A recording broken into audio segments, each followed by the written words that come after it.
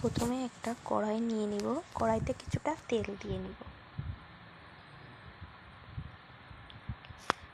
এখন কতগুলো আলু দিয়ে নিব আলু ভাজার জন্য।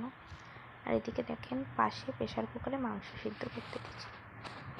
আলু ভাজার জন্য লবণ হলুদ দিয়ে আলুটা খুব লাল লাল করে ভাজা হয়ে গেছে, এখন নামিয়ে নিব। এখন আবারও কিছুটা পরিমাণ তেল দিব।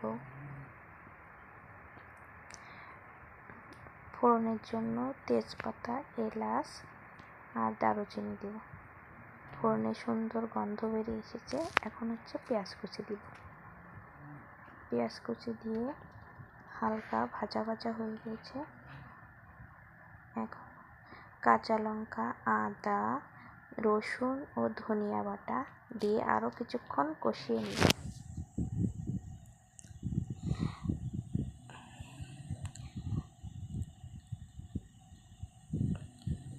এখন স্বাদ মতো লবণ দিব। আর একটা পাত্রে শুকনো মরিচের গুঁড়ো জিরার গুঁড়ো ও হলুদের গুঁড়ো দিয়ে সামান্য পরিমাণে পানি দিয়ে একটা পেস্ট করে নিব। এই পেস্টটা দিয়ে আবারও মশলাটা খুব সুন্দরভাবে কষিয়ে নিব। এই যে দেখেন বন্ধুরা, মশলাটা কষানো হয়ে গেছে। এখন আগের থেকে সিদ্ধ করে রাখা মাংসটা দিয়ে দেব। দিয়ে মাংসটা খুব ভালোভাবে কষিয়ে নিব।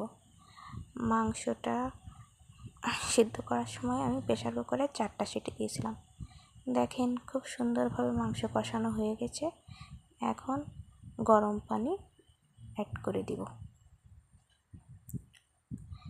এখন গরম পানি অ্যাড করে দিয়ে এখন ঢাকনা দিয়ে 10 থেকে 15 মিনিট অপেক্ষা করব। ঢাকনা খুলে দেখেন বন্ধু, আর মাংস রান্না প্রায় শেষ। এখন গরম মশলা দিয়ে দেব, দিয়ে নামিয়ে নিব।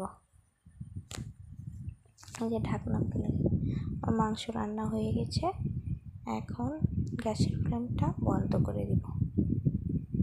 একটু চেক করে নিই, তার জন্য একটা বাটিতে 1 পিস মাংস নিলাম।